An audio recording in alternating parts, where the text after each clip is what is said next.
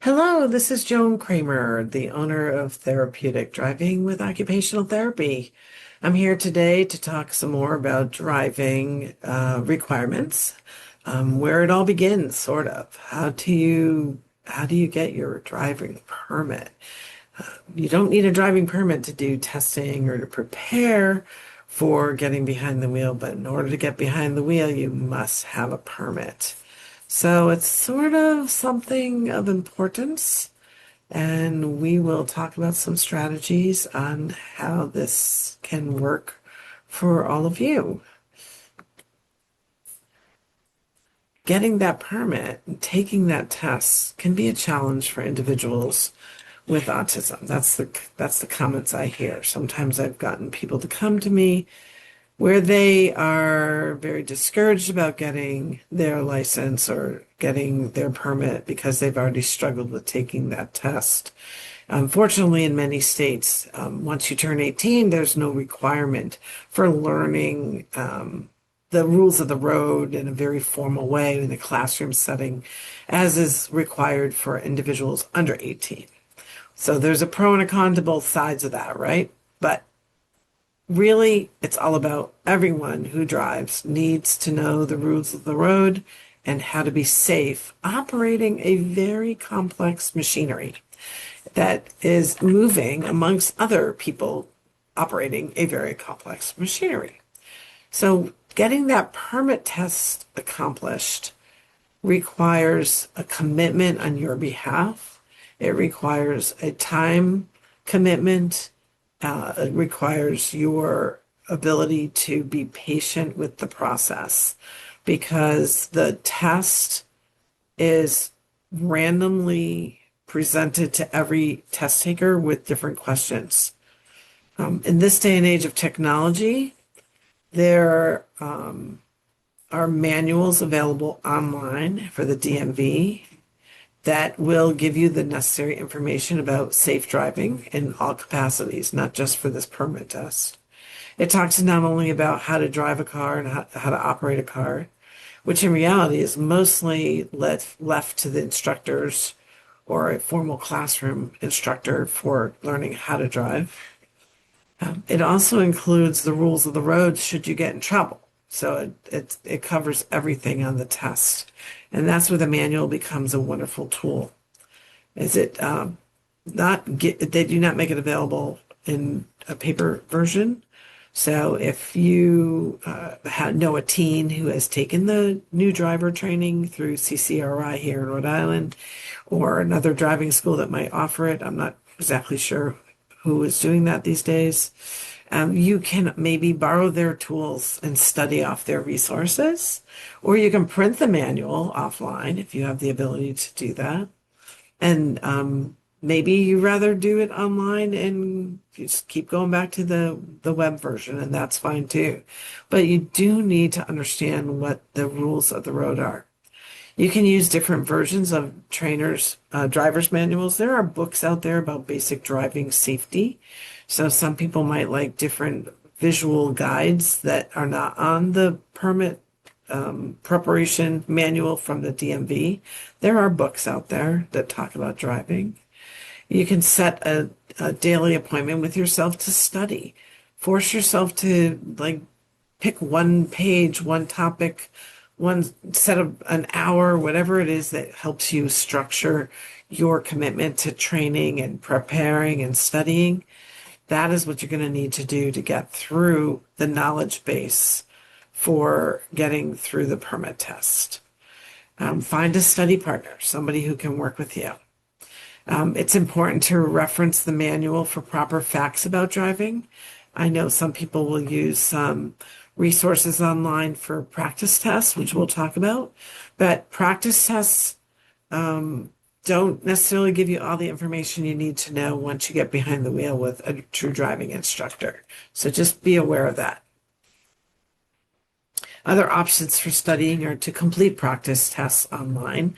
The DMV offers this, as well as other entities. If you do Google searches, there are many different online tests that one can take. It's important to specify your state. so that different specific rules of the state are not missed in your preparation. You can maybe not just run through tests and just because you're a good test taker and problem solving four different options on a multiple choice, you might need to check your facts and identify them with the manual. Doing your practice tests, see how many of the questions you can remember, and write flashcards or make some notes about the facts so that you can put them to action once you get behind the wheel. Technology is available to enlarge the print of online tools. So for somebody who might just have a hard time reading really small print on a busy screen, enlarge it, use a computer, and that might make it easier for you to get through all the fine details to every little aspect of driving, whether that's about the distance from a curb, that you need to park your car to not obstruct other vehicles. But that's just a lot of facts that you could get lost in the details if you're struggling to stay focused on a small print on the screen. Use audio options. Listen to the content of the instructions. I do believe that it's available to hit audio to hear the content of the manual. If not, you can read it aloud and audio tape yourself. Have fun with it. Be an actor, actress, right? Do the recitation, reading out loud of how to park your car in reverse, and then listen to it and listen to it again or listen to it on a walk. That's how a lot of people learn better audio wise. So that's something to think about. I've provided here the connection to the driver's manual directly. It is a PDF, so I do think it's very printable. You can search, though, like I said, for other online programs for practice tests because everyone will formulate those a little differently, and that will just solidify your knowledge base for the facts that you need to know. So another way of preparing for the permit test sounds a little funny, but it's not always just reading information from a manual or taking those practice tests. It's understanding the concepts so that they're real and they're a visual experience. Being in the vehicle and observing what's going on around you can be a really good way of understanding the concepts that you're reading about. Sit in the front seat and see what the driver's seeing. Understand what's happening around you. Understand when you approach a stop sign, why you don't go into the intersection, but you stop at the white line and you hold it for 3 seconds before you advance. Before you advance, you need to know you got to look both ways if you're on a unprotected intersection versus a four-way stop. So you can look those things up, but it's basically all about safety. And those are the things that you can experience in the vehicle. Voice what is happening around your vehicle. Have the driver explain things. Say, this is what I see just happen. Am I right? This is what is important for me to know. Talk about what you're seeing. Identify signs posted. So if you're driving and you see a diamond yellow sign, those are all cautious situations. So it might say a sign with a traffic light. That's a little simple. That's a traffic light's up ahead. But what will you do if there's like a squiggly line in it? What does that mean? Doesn't have an actual meaning. So you might want to look up what that sign means when you get out of the car and go back home. You might be able to use your cell phone and look it up right away. You might have a printed copy of a bunch of different street signs that are commonly used so that you can point to it and find it in your resources. And that will help you understand where you might see it. And you might even pull over to do that with your driver if they're very patient and you're in the training mode. You want to look beyond the car for signs. You don't want to wait for the signs to show up right next to you. You want to be anticipating the signs.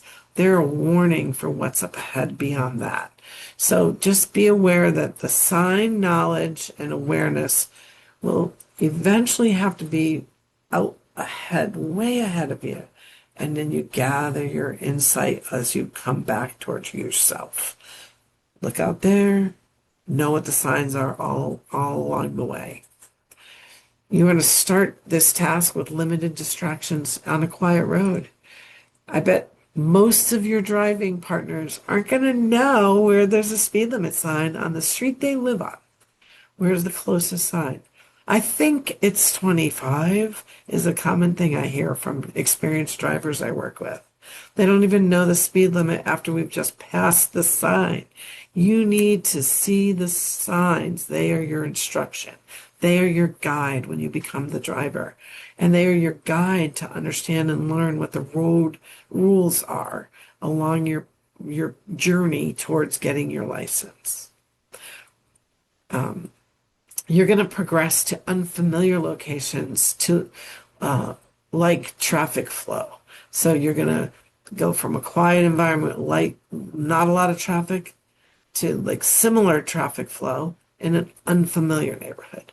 So now you're in an environment that's totally foreign, but you're not being stressed by lots of traffic and an unfamiliar location.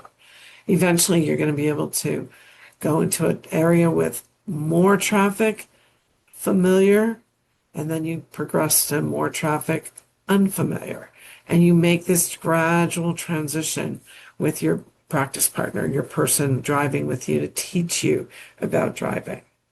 You're going to slowly progress to busier roads. Don't jump on the highway and think you're going to understand every rule, because people on the highway are driving like highway drivers, not like neighborhood drivers. So you've got to understand that it's a progression and it takes time. Tips for the driver to build visual awareness.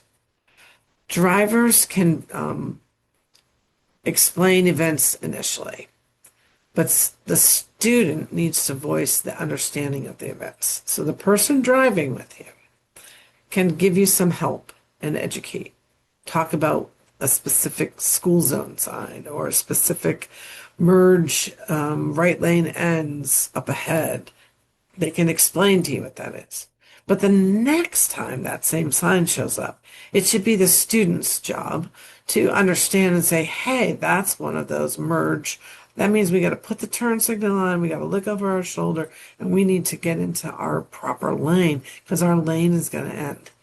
No, that shouldn't be done with anxiety. Hurry up, get out of here. That's where the learning comes in, and you'll practice understanding the strategy and the sequence to do things safely. But the driver can explain initially, but the student needs to do the speaking after that. The driver might ask if the student's not speaking up, hey, what do you see ahead? And then, oh, you want me to talk about that? Oh, yeah. This is what's going on.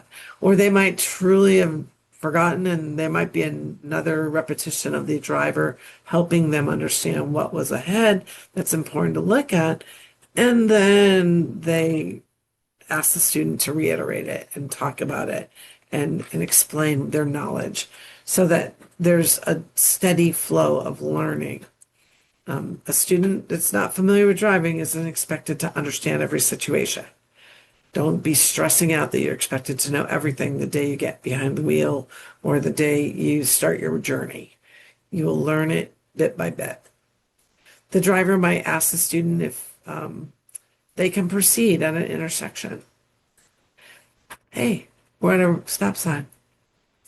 Do they have stop signs on either side? No. Well, can I go? Have your student. Oh yeah, no one's coming. Or, oh, don't go. There's somebody there. Okay, hang on. We're going to wait for them to come. You got to make sure they're moving their eyes, right? I find that a lot of people get stuck on that area that was concerned. They forget they got to look at the other side again. So basically, you want to teach them as the driver, teach them how to use their visual organization to look in both directions. You might ask the student to explain the traffic flow, whether you're parked on the side of the road or while you're driving or in a parking lot. Do they see the arrows on the road? Do they see the signs on the side of the road that explain which lanes at the intersection will require them to only turn left, only turn right, or maybe go straight or turn left. All those things are important, and they don't know where to look. You might, as the driver, have the student assist with navigating, whether using or not using a GPS, so that they're having to pay attention to something else and just get a feel for being in charge of making decisions. Do I go right? Do I go left? If it says right and they're turning left, that might be a whole other issue. It might be a right-left discrimination. So encouraging the use of the words left and right, I feel are very important so that the individual builds the knowledge and efficiency and accuracy with, if they were driving alone, GPS is going to say, take your next right. They're not going to give them any verbal cues, prompts, or sensory input that says that's the wrong direction. And they would have to finish that direction safely without panicking and then wanting to switch gears if they realize their error in the middle of the intersection. The other thing I do is I sometimes, if that's a problem, right and left, I might take a dry erase marker and I might draw the L right in the driver's side. This is L, this is left, and R on the other side if they're working in the passenger side. So they get a little visual of rights and lefts. Progress is difficult for many students, but it's also unique for every student. So the student will get stronger as they practice, as they experience different situations. I know this isn't a positive to most people, but it's a reality. What do you do if the first attempt to take the permit test is not successful? You need to try again. You don't want to just give up. The tests are made to be tricky. The decisiveness in answering a multiple choice question can be all one word difference. So working on the experience as a learning opportunity and then working on developing your confidence and your knowledge of the little facts will be important before you retake the test. You might have to study again in a different way, some of the same way, add new ways. You might take it again and ask for accommodations. I believe you can ask for a quieter room.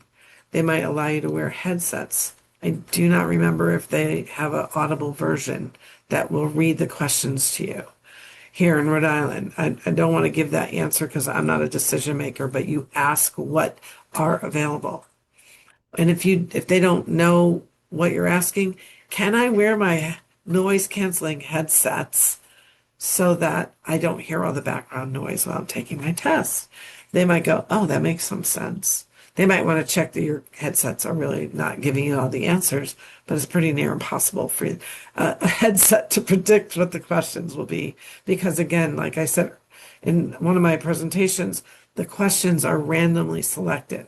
So taking those practice tests, gathering those facts, keeping track of them, building a resource library of info cards or sheets will help you.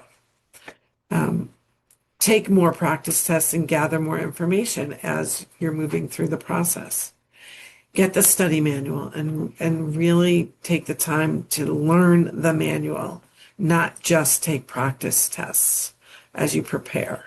I find that that's one of the biggest differences for success on a second trial, that somebody actually read the manual this time and got a tutor or got somebody to work with them on understanding the information fully.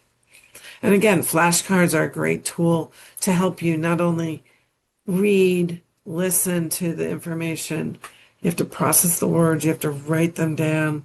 I say flashcards, they can be typed and made into flashcards, they can be written. Handwriting them, even if they're in a simplified version, or that's a definite tactile sensory process to learning that has helped many. You passed the permit test. Wow, great news. Now what? That's a great thing to celebrate because you worked really hard probably to get that test completed. Your permit here in Rhode Island is good for a year, and you get two renewals at the expiration time. You call the DMV, and they'll work with you to understand what you need to do, whether it's online or in person. It keeps changing. So basically, it's changing everywhere, by the way, not just here in Rhode Island. But you just make sure you do what's right so you don't lose out on an opportunity. Your your permit is good to allow you to get behind the wheel. You have to identify a plan for learning to drive. Doesn't mean you have to do it every day, but if you truly want to drive, which comes from in here, you're going to need to figure out who's going to help you on a regular basis, who's going to be your teacher. Picking that proper ideal driving instructor is important so that they understand who you are, how you learn, what works best, what time of day works best. And you have to have the practice partner who also is going to do all those same things, be available to you when it works for you. I will tell you what I do. I allow and encourage practice partners to sit in my back seat and be part of the lessons. So we are all using the same terminology. We are all using the same strategy. I might learn from a practice partner a different way that makes sense for you, the individual student, based on their experience, based on how, if it's a parent, how they've been parking or how they've been moving through an environment. And I will accommodate mine as long as it's within the law. Define your commitment to the task. This is your journey. This is your journey to get your license. There's should be absolutely no end date at this point when you first get your permit. There's no one way of doing it. There's no absolute decision that you have to get it within the first permit. I'm going to be honest and say many people have to work through other elements to driving and being behind the wheel. It's not just about steering and gas and brake, turn signal use, knowing the rules of the road and traveling in the right direction to get to where you want to go. It's lots of other things that take time to work through. For autism, I find it's most common that it's a minimum of a 2-year process. Here in Rhode Island, it means you renew your permit for a fee. Some states have longer permits. But you have to prepare not to have an end date early in the process. Any instructor should be able to help you better define readiness to test after working with you for a while. And readiness to test should be that you can drive wherever you need to. In Rhode Island, I can tell you the rule is every driver needs to be able to drive on the highway, as well as city streets, as well as quiet neighborhoods. Whether you choose to drive on the highway, it is the responsibility of any ethical driving instructor to make sure you can do lane changes, turnabouts on Route 1, manage getting on and off an exit. You never know what might happen while you're traveling. You need to be able to manage that should there be an emergency or other situations that might arise. A detour. You never know, and that is their philosophy. So it is important that you understand driving is all or none in Rhode Island. There's no restrictions. You might choose to never drive on the highway. That's your choice. But in the beginning, before you take your test, it is important to have the ability to experience and manage safely all situations. So I will encourage folks that got their permit to move on to, I did a video for Autism Project, to understand how to prepare for behind the wheel. It's going to be different, unique for every single person watching this video because no two people are alike. And, you know, it might mean that your lessons will take longer. It might mean that your practice partner is a secondary teacher and your driving instructor helps you in stages, not necessarily every single week, because there is an expense to doing driving instruction with a driving instructor.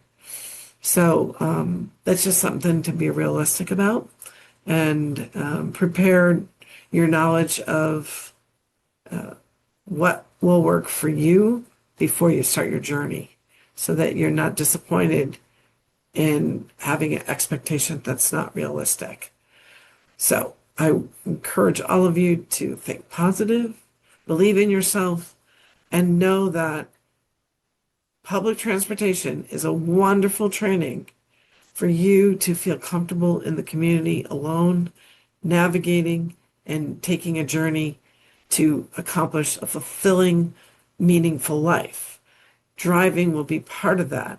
So use all the tools you have available so that you can be a successful driver someday. If you have any questions, feel free to call me.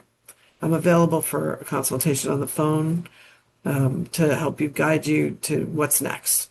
And hopefully we will hear about all your successes, share them with the Autism Project, since they made all this education available. Have a wonderful day. Be happy and enjoy life. Bye now.